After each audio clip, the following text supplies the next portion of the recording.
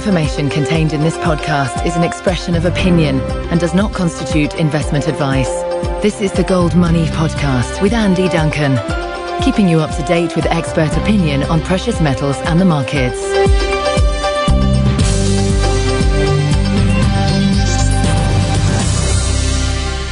Today I'm speaking to Steve Baker, who's the Conservative MP for Wickham in the House of Commons, best known for quotes on Hayek and Mises and his belief in sound money. Good morning, Steve. Good morning, Andy. For the last 40 years, the British state has funded itself through taxation and borrowing. However, it now finds it hard to squeeze revenue out of these two methods. So in the last 4 years, since 2008, it's turned to a third leg, which is printing money to cover its spending deficit in something euphemistically known as quantitative easing. Steve, what do you think about quantitative easing?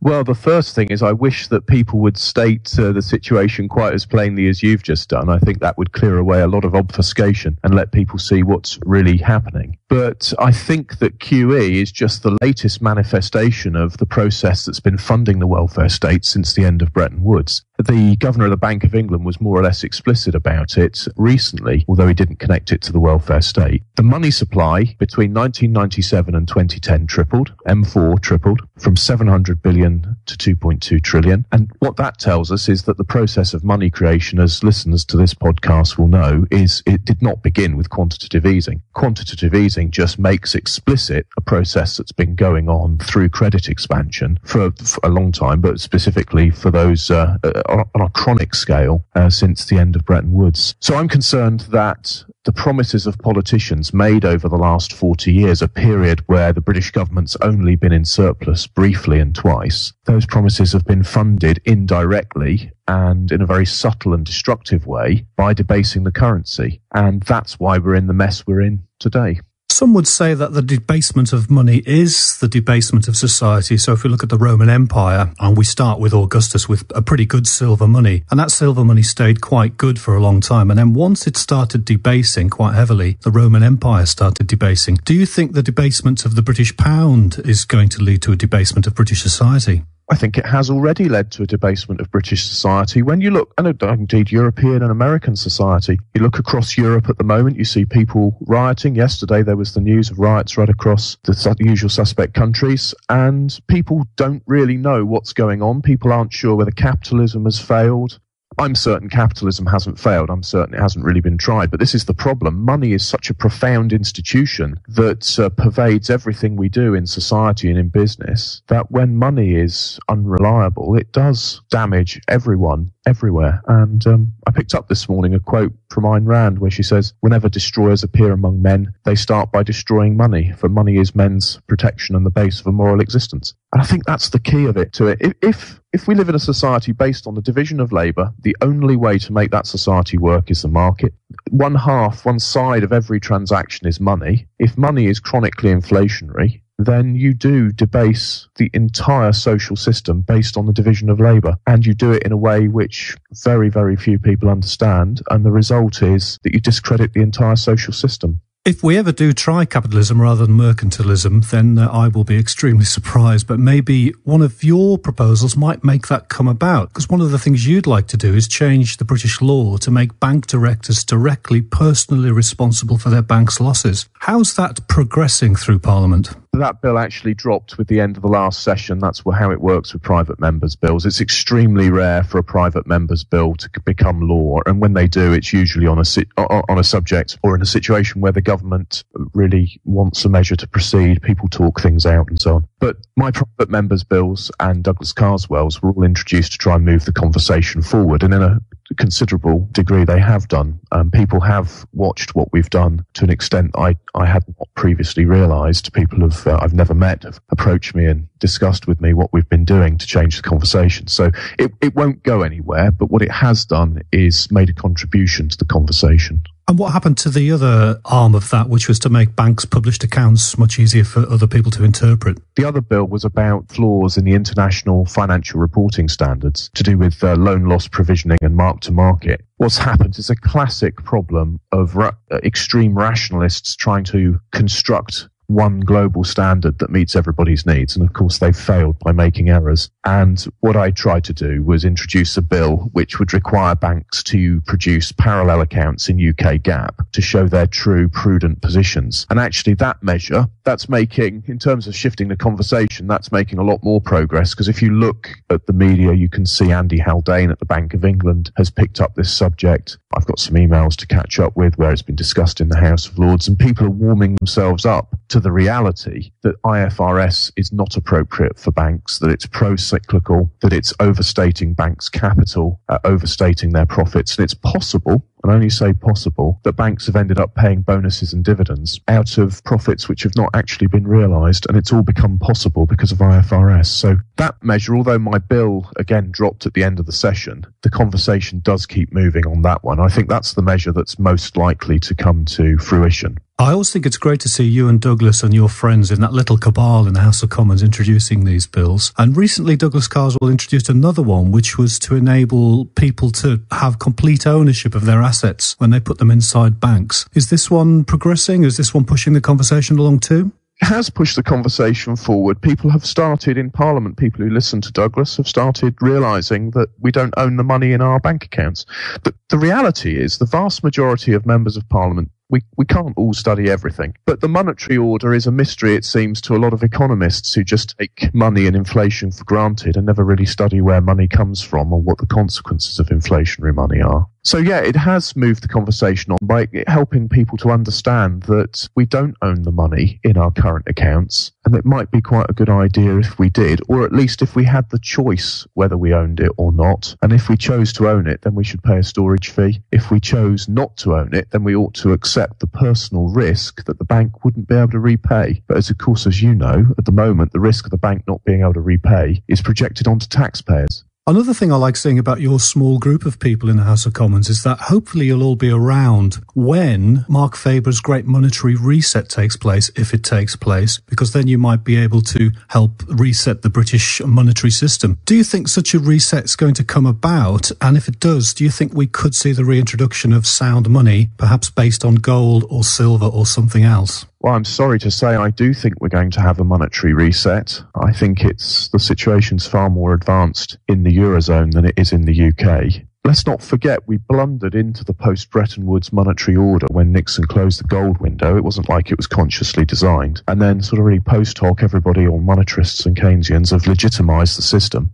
That system seems then now to be in profound trouble. So I do think there's a good chance for monetary reset. It's an argument that I talk about often. I try to do it always grounded in literature and evidence, but it's a very frightening prospect.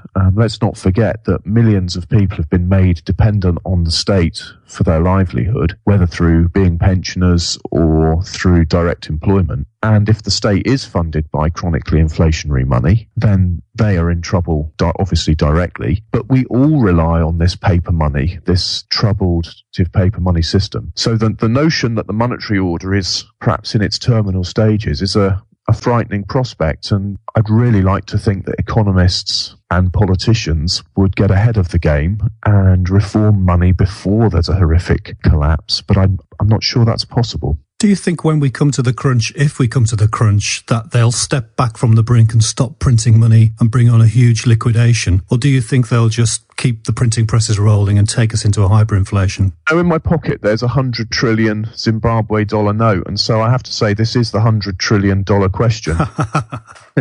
If there's, say, a bond strike and government can't instantly adjust its spending to meet its reduced means, what will they do? Will they just, as an emergency and in the short term, use money creation? Or will they slash spending and persuade the public to take the pain? It seems to me that the general trajectory of events and historic evidence is that they'll print. And if they keep printing, there will come a stage where people lose faith in paper money, and then we will be off into a hyperinflationary collapse. But I suppose when I have this conversation with politicians and also with, friends around the Cobden Centre, the disagreement is really about how sensible politicians and economists are likely to be when the crunch moment comes. So those with no faith in politicians think that politicians will persuade or order the central bankers to print and we'll have a hyperinflationary collapse. Those with slightly more faith in people to understand the profound consequences and risks They think that we'll take the pain of a bond strike, have a horrible adjustment, and move forward. It's very, very difficult for me to judge. Part of the problem is that all of the current mainstream political leaders have all been educated. If they've been educated in economics, they've all been educated in the contemporary mainstream. So they're either monetarists or Keynesians or some blend. The result of which is they're quite comfortable to put in budget documents that monetary activism is a pillar of the government's policy. Well, of course, when they say monetary activism, they don't mean removing money from the economy. They mean adding money to the economy at an appropriate rate to very carefully stimulate it and manage our recovery. Difficult to know where it ends. I think it's interesting that people like Mervyn King will quote in public Hayek, and he's even seen the famous Keynes-Hayek video. But there seems to be a train of different economies moving towards hyperinflation. There's the euro kind of in the lead carriage, followed possibly by us, then possibly by Japan, and then finally the last carriage will be the United States. So we must look at the European Euroland project as our kind of test litmus paper. The euro seems to be in a bit of a death spiral. We've seen these riots and everything in Greece and Portugal and Spain. Where do you see the EU going, the euro going, and Britain's membership of the EU?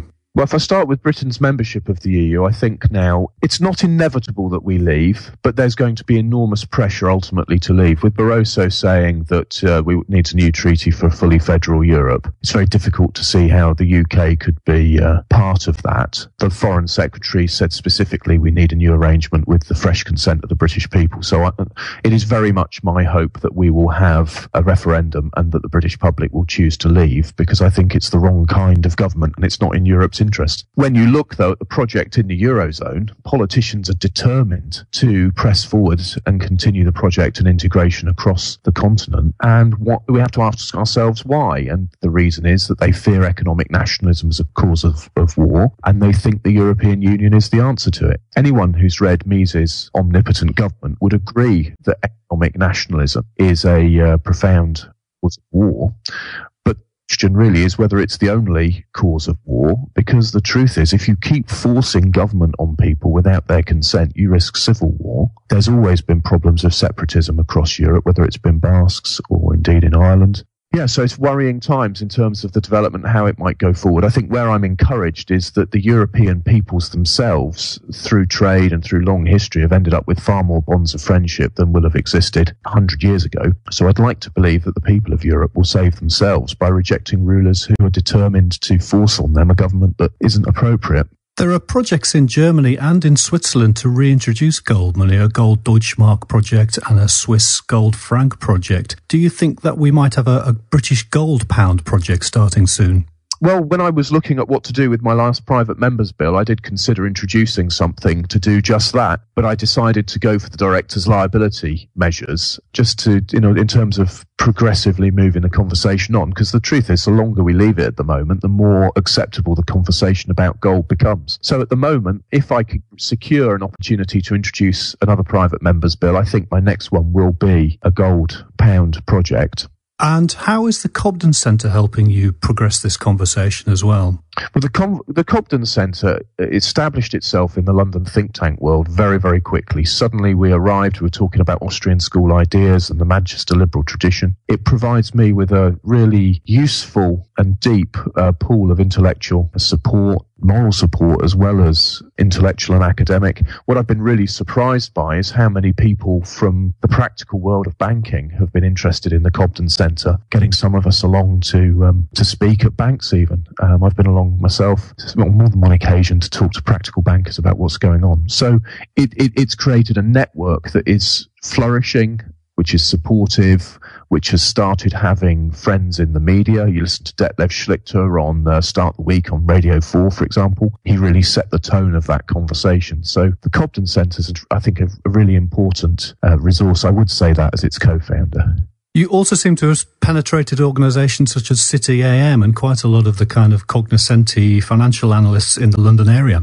Yes, we do. I'm very proud that our network of senior fellows has achieved that sort of reach. We, particularly on Radio 4, Jamie White has had several analysis programs related to these issues. We've got Anthony Evans has been writing in City AM. And as we meet people and just keep discussing these ideas, more and more mainstream economists are prepared to say things like, think it looks increasingly like there might be a monetary role for gold, which is something I heard from one well-known monetarist recently. On the record, for example, John Redwood and I were debating. I intervened on him to make the case for competing currencies. And if I recall, his response was along the lines that I might be theoretically correct, but it wasn't practical politics. Well, this is a big move forward. If we can start persuading commentators, the media, practical politicians that we need to do is have competition and choice in currencies, just as we need competition and choice in everything else, then we can really start moving this debate forwards and hopefully win intellectual arguments in time to head off, a horrible currency catastrophe. That sounds like one of the ideas propagated by Ron Paul, who's just made his farewell speech to Congress. Now, some people have said that you're a bit of an English Ron Paul. What do you think of that comparison? Well, it's a very generous comparison. I don't think I'm anything like as famous as Ron Paul. I think that's certainly true. I don't know that I agree with Ron Paul on everything he's ever said, but I've long admired much that he said. I mean, he's done a tremendous job of popularising Austrian school ideas and the cause of liberty. Yeah, so I mean, I'm flattered to be compared, but I've got a long way to go yet before I've made the contribution to global politics that he has in the cause of liberty. But I think one of the most important things to remember is that he's run for president in order to shift the conversation, not with a realistic chance of winning. Related to that, one of the important outcomes of the American presidential election was that Gary Johnson only had about 1% of the vote. So in the land of the free, they re-elected Obama by a narrow margin, and only about 1% of people went for Gary Johnson. So while I'm optimistic that our ideas, the ideas of the Austrian school and those of us who believe in the classical ideas of liberty, I'm optimistic that we're correct, and that if those ideas were adopted widely, we would see prosperity, stability, human progress, an increase in civilization and concern for our neighbour. At the moment, it looks like the practical politics are still very statist. People do still want to believe this cruel fairy tale that government is the answer to every problem. And I think it is a cruel fairy tale. Our job is to move the conversation forwards and help people to understand that liberty is their best security, that their welfare would be best served by being a free people. But that's going to be a long old journey, and it's a journey that for the last 100 years we have not really undertaken successfully. Well, I hope you can keep going with your small group in the House of Commons, because when we have this great monetary reset, which I think is going to happen, I think you need to be there in order to put it through to take us towards sound money. So I'd like to thank you for your time today, Steve Baker. Thank you very much and good morning. Thank you very much. Have a good day. Subscribe to the Gold Money newsletter at www.goldmoney.com to receive email updates on new articles, videos and iTunes podcasts from our Gold Research section.